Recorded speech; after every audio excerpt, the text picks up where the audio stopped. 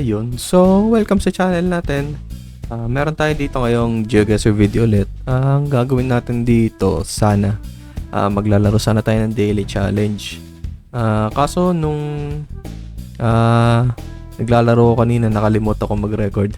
So, ang gagawin na lang natin dito, parang commentary style ba? So, itong daily challenge video na to siguro, plano ko na din gawing parang daily series na yun. Basically, parang POV ko lang kapag nagde-daily challenge, ganun. So, sana nga lang, magawa ko siya araw-araw. So, tatry din natin siguro. And, yun, sige G. Papanoorin lang natin yung gameplay natin dito. For now, sa mga susunod naman na video is hindi na ganito. Parang live, na kumbaga. So, fast forward na lang natin para mabilis-bilis. So, yun. Wala ko pala dito muna. So, dito muna, pagka-patak agad nito, makikita natin dito yung mga, ano ba tawag sa ganito? Bollard na rin yata itong ganito. Akala ko nung una, Brazil dahil nung ito yung una kong nakita Pero nung nakita ko itong ganito, Vietnam na to agad. So, yan. And yun, na-confirm yung suspicion natin na Vietnam nga dahil Viet language to. So, dito, yun. May mga nakalagay na address and ang hinahanap ko dito ay itong Dien Can saka itong Suy Tien. Kung makikita ko ba dyan. So, essentially, ini-scan ko na rin yung buong mapa ng Vietnam. Pero ang talagang idea ko dito, baka nasa northern dahil kung titignan mo sa paligid, may mga bundok-bundok, ganun. So, dito ako nag-focus maghanap sa northern part. Kaso, wala akong makitang yung mga lugar na yun. So, yun. May worry na rin ako doon na baka mamaya mga street name or ano yun. Yung hindi ba searchable dito. Yung hindi agad nakikita. And yun.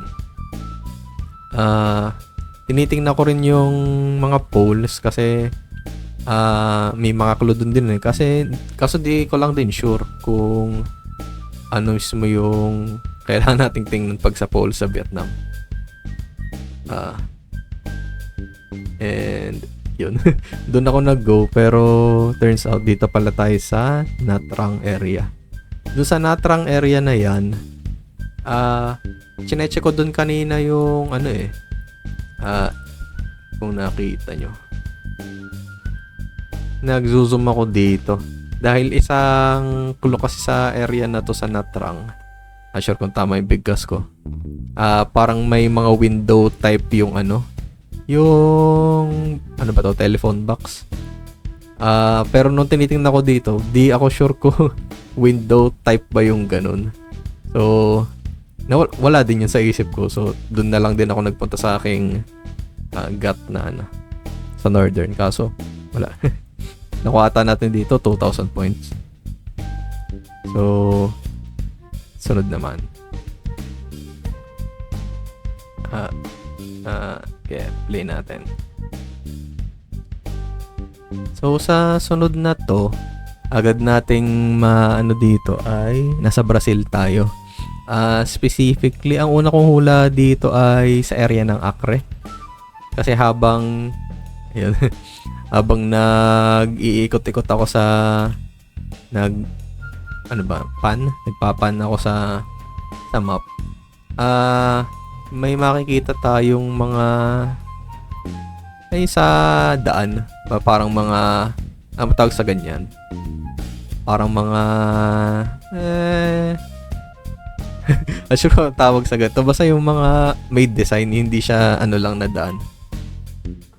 At nag-zoom din ako dito sa na yun. Ano tawag doon? Parang trash yata nila yun nakita ko doon parang siya ay bakal. So, sa area ng Acre, At saka sa Rondonia o most, hindi ko sure kung saan mismo.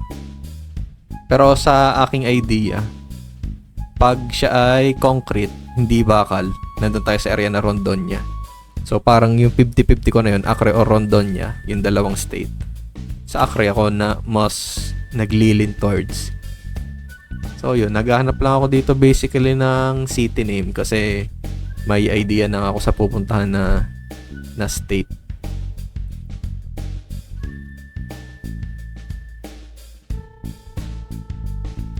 And yun, wala pa ding makitang city name. May nakita tayo dong something. Eto, may nakita tayo ditong city name. At not sure kung tinatry ko tong hanapin. Pero sige. Habang nagtitingin ako na city name, may nakita akong RO. Si RO ay basically Rondonia, yung parang kumbaga sa California, CA. Sa Brazil, sa Rondonia, RO. So, yun. Imbes na sa Acre ako mag-focus ay sa Rondonia. And agad-agad, balik natin na konti. Nakita agad natin dun yung yung Haru. May nakalagay dong Haru kanina na na parang city name. Yun, si Haru. Kung tama ba bigkas ko again. Pero hindi ako sure dahil mga nakalagay na city dun kanina, 4. Di ako sure kung sino sa mga yun. So dito, may 1 minuto na lang yata tayo dito. Naghahanap ako ng parang mas city name na talaga nakalagay na city name. Kaso, wala akong makita. At this point, 30 seconds na lang. And yun, may nakita tayong avenue nung G Parana. At parang hindi yata ako dito parang inisip ko noon kung doon papunta yung G Parana, edi hindi dito. Saan ako nag-go dito? Alam ko medyo north dahil ang nakalagay doon yung avenue ng G Parana ay sa southwest banda or south. Kung nasa G Parana na tayo, wouldn't make sense siguro. So, doon ako nagpunta sa medyo taas. Makita natin dito kung tama. Hindi. Ayun. Turns out doon pala. Siguro yung nakalagay na yun, ito pala yun. Si Avenue, yung pangalan mismo ng Avenue. Hindi yung city. So, yeah. Sunod. Pero okay naman yung natin doon. Malapit-lapit naman tayo. So, dito sa round na to, dito ko na nag-zoom kasi ito yung unang clue natin. Yung gantong may blue na parang ano ba yan? Signage. Common siya sa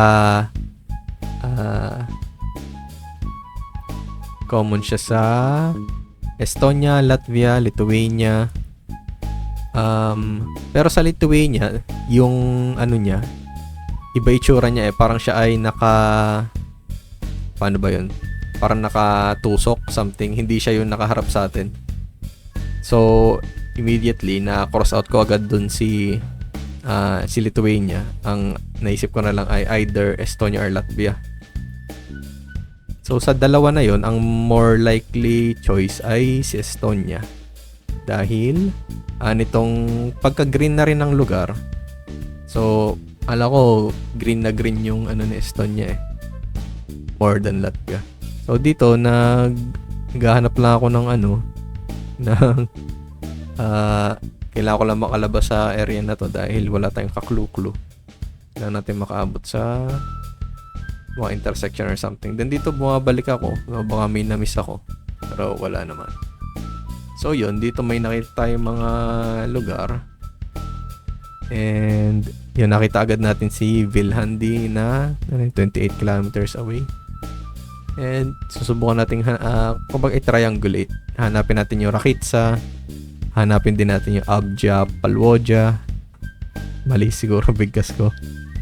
So, hinahanap ko dito si Rakitsa. Pero nakita ko yung Abja or something. So, hindi ko pa rin makita yung Rakitsa. At yun. Kung titingnan ko nga din dito ngayon, di ko nga rin makita. Oops. Na-play.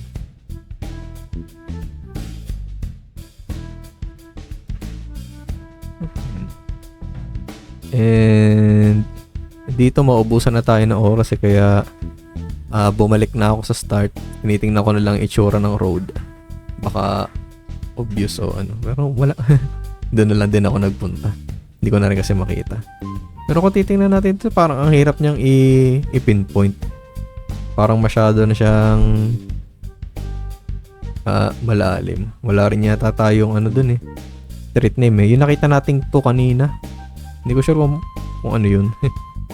Kung siya ba yung road o ano. Pero yun. At yan, dito. Yan. Immediately, alam agad natin na Australia dahil ng mga bollard. Tapos ang tinitingnan natin dito yung pole. Tawag dito yung mga Stobie pole. So alam na agad natin siya ay South Australia. At napapasearch. Ayun, ang goal lang natin dito ay maghanap ng city name.